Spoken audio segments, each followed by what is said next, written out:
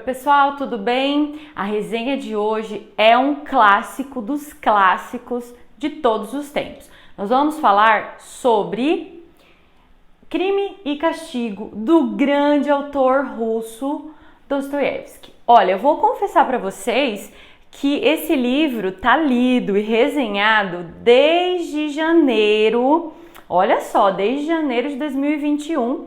E eu tava assim um pouco receosa, eu acho que até medo mesmo dá pra falar, de gravar essa resenha. Porque afinal de contas, emitir opinião sobre algo tão genial e tão grandioso como essa história é, né, um pouco de responsabilidade. Então eu resolvi fazer hoje porque eu não sei, acho que me dei uma inspirada, né? Estudei um pouco, li algumas coisas sobre a obra também e decidi que eu vou falar sobre ela com vocês, porque afinal de contas é uma obra não só importante para quem gosta de ler, mas ela é importante para a humanidade como um todo. A gente está falando de uma narrativa que vai trazer uma perspectiva psicológica, né, de um crime. E aí a gente já começa lendo sabendo que aconteceu um crime e que também vai ter um castigo, certo? A gente está falando de uma obra russa, uma obra que inspirou pensamentos como o de Nietzsche, por exemplo, né? A gente sabe que Nietzsche era um leitor ávido de Dostoiévski, então a gente está aí diante de algo que trouxe muita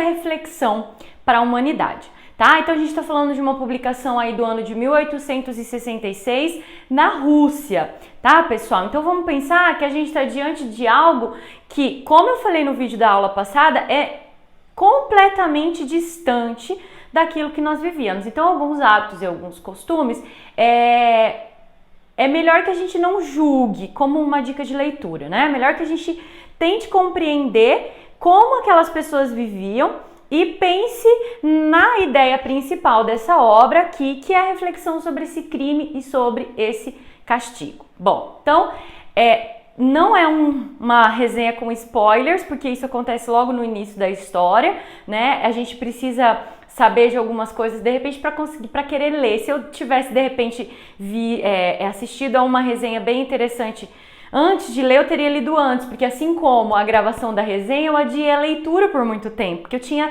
receio. Primeiro porque é um calhamaço, né? Veja, são 600 páginas mais ou menos.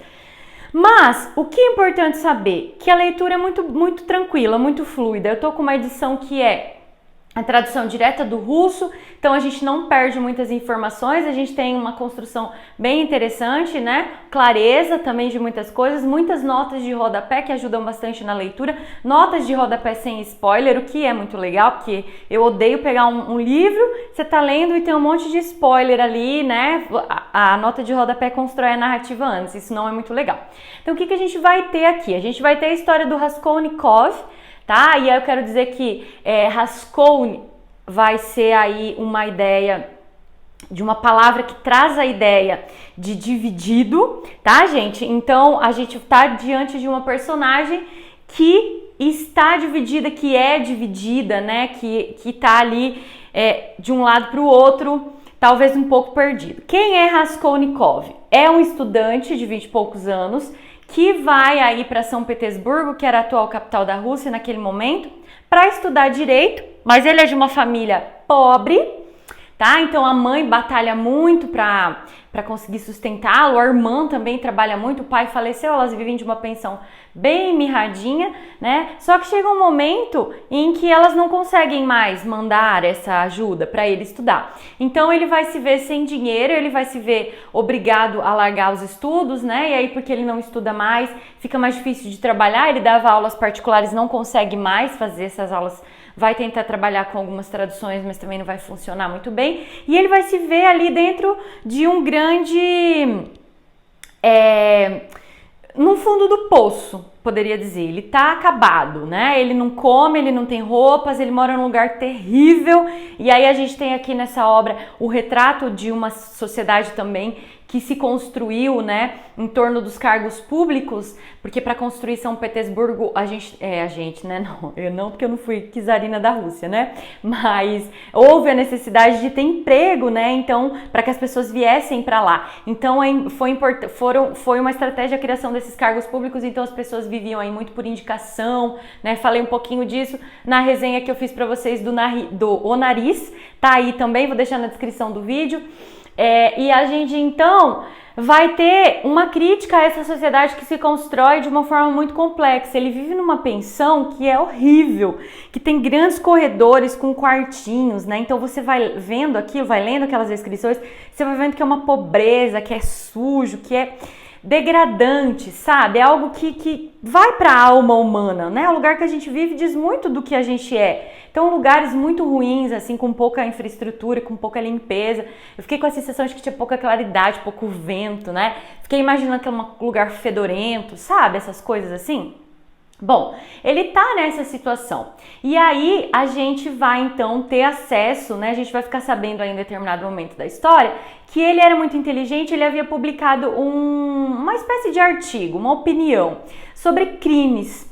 E ele vai dizer que alguns crimes tem uma justificativa. Alguns crimes eles são até importantes, eles devem acontecer. Se pensar então nos grandes conquistadores, né, que mataram muitas pessoas, mas em prol de um bem maior, né? Então há aí uma defesa, né? Dá para pensar que algumas pessoas estariam autorizadas a cometer crimes. E você vai ficar com essa ideia na cabeça, né? Você vai ficar pensando, porque dá a impressão de que ele se autoriza. Porque isso vai justificar o crime que ele vai cometer, né? Que acontece logo depois das 100 primeiras páginas, depois que você tem esse panorama aí da vida dele, né? De quem ele é, né? Do que ele sente. E aí, quando ele comete o crime, eu gostaria muito de contar. Porque o crime, gente, é uma coisa de louco. Esse cara comete um crime totalmente meditado, premeditado, meditado é outra coisa. Pré-meditado, né? Totalmente pensado, articulado, e ele vai desenvolver passo a passo, só que claro, né? Nenhum crime é perfeito, e aí uma coisinha vai acontecer ali no meio, você fica mais chocado ainda. É incrível. Eu acho que a palavra que eu mais uso para fazer resenha é chocado, né, gente? Acho que é o meu bordão, chocado, porque a gente fica mesmo, é uma coisa chocante. Você fala, cara, eu não tô acreditando que eu tô lendo isso.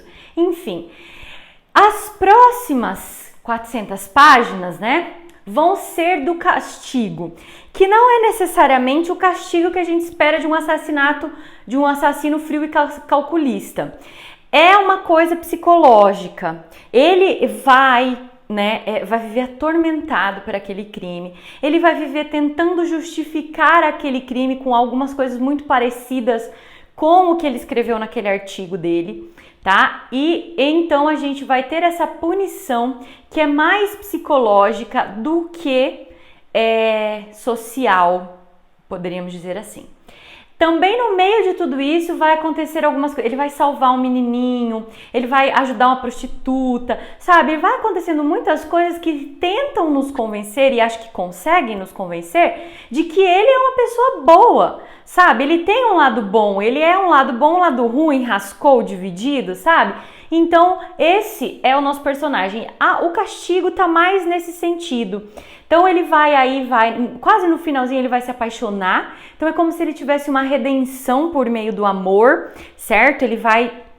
O amor vai tomar conta dele, é como se ele se redimisse, e ao fim, então, lá nas últimas 100 páginas, a gente vai ter esse castigo social, né, poderia dizer assim, esse castigo social que vai, então, puni-lo por esse crime inicial da obra. Gente, é incrível, para não usar chocante, é incrível, é muito bom, vale muito a pena. Tá? Apesar de ser um grande investimento de tempo, ele vai te dar em troca uma grande reflexão, né? Um grande entendimento da alma humana. A gente consegue pensar muitas coisas sobre a nossa condição humana real mesmo, e daí não somente social. Então, vale muito a pena, é incrível. É saboroso, é chocante, eu poderia dizer mais uns 30 adjetivos aí para classificar essa obra. e todo mundo deveria ler. Se tem uma obra nessa vida que as pessoas todas deveriam ler sobre a face da Terra, é Crime e Castigo, do grande Dostoiévski. Então essa é a minha dica de leitura de hoje. Eu espero que vocês encarem essas páginas, espero que vocês gostem e a gente se encontra no próximo vídeo. Até mais, pessoal!